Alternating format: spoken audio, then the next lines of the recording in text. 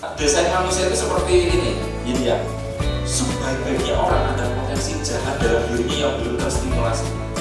Sejahat-jahatnya orang ada kebaikan di dalam dirinya. Yang ini kalau kita sentuh terus ini mau besar.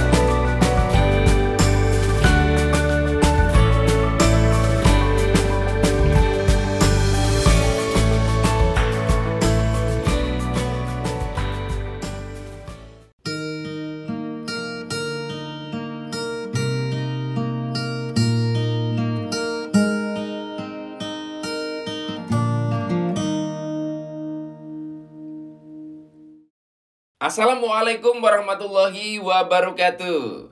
Tentunya banyak orang berharap mendapatkan doa baik dari orang lain.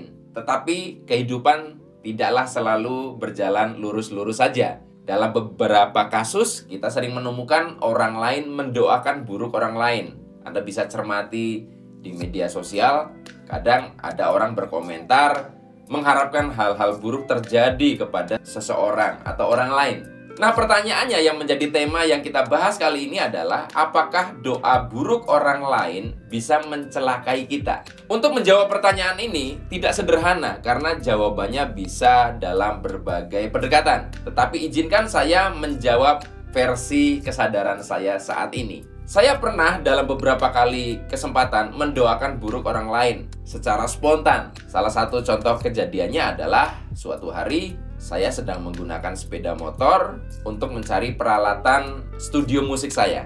Di sebuah jalan yang cukup ramai, tiba-tiba saya mendengar ada suara sepeda motor yang dari suaranya saya sudah tahu ini nyetirnya ugal-ugalan. Weng, weng, weng, weng, weng, weng, gitu. Seperti itu ya. Jadi kasar sekali dan sepertinya saya juga melihat banyak yang tidak suka dengan cara berkendara motor ini. Dan betul saja ketika saya disalip, cara nyetirnya ugal-ugalan sekali. Dan itu adalah dua orang pria dan mereka tidak mengenakan helm. Dan ada beberapa ciri-ciri anak-anak semacam geng motor atau apa gitu ya.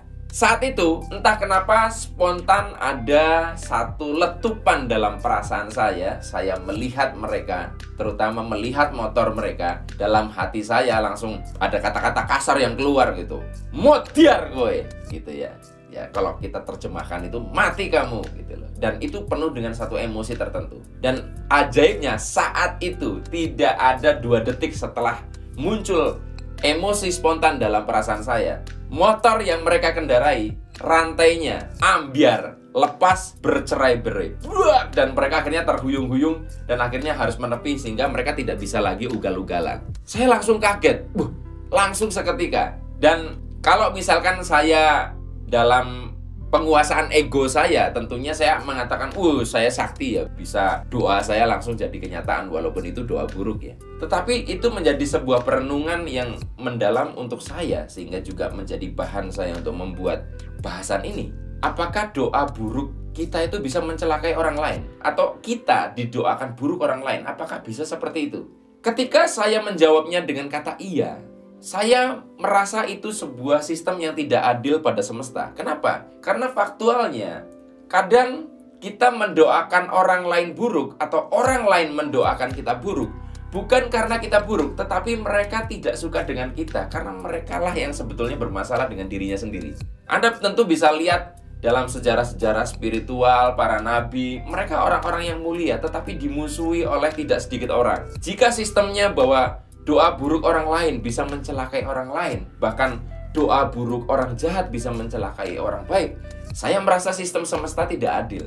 Tentunya, kalau Anda baik, kalau Anda mulia, Anda didoakan buruk, tidak akan menjadi sebuah realitas di dalam diri Anda. Lalu, bagaimana jawaban yang lebih tepat?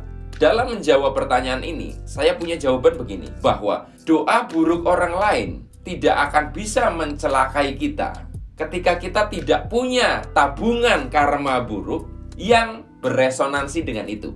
Saya ulangi, doa buruk orang lain tidak bisa mencelakai Anda kecuali Anda punya tabungan energi negatif, tabungan karma yang bersesuaian dengan itu. Dalam kasus saya contohkan tadi sepeda motor rantainya ambyar, kenapa kok rasa letupan saya saat itu seketika itu langsung termanifestasi sepeda motor mereka langsung rusak?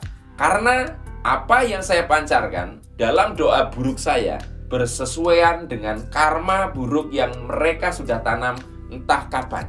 Dan dua hal itu bertemu, terjadilah sebuah manifestasi.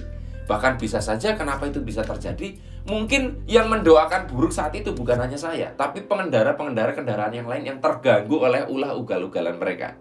Jadi, kalau misalkan Anda saat ini adalah orang baik, yang karena kebaikan Anda sangat getol untuk memperjuangkan kebaikan dan kebenaran, lalu Anda dimusuhi, didoakan baik, Anda tidak usah takut dengan doa buruk orang lain. Karena selama tidak ada karma buruk yang Anda tabung, Anda tidak jahat kepada orang lain, maka semesta tidak akan memproses manifestasi doa buruk itu.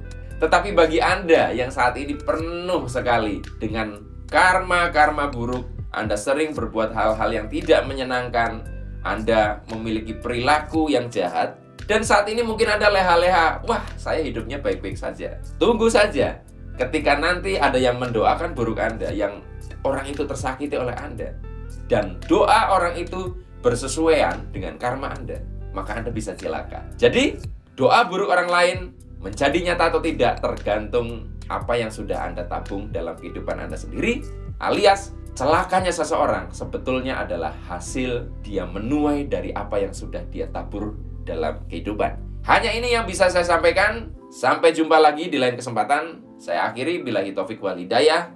Wassalamualaikum warahmatullahi wabarakatuh.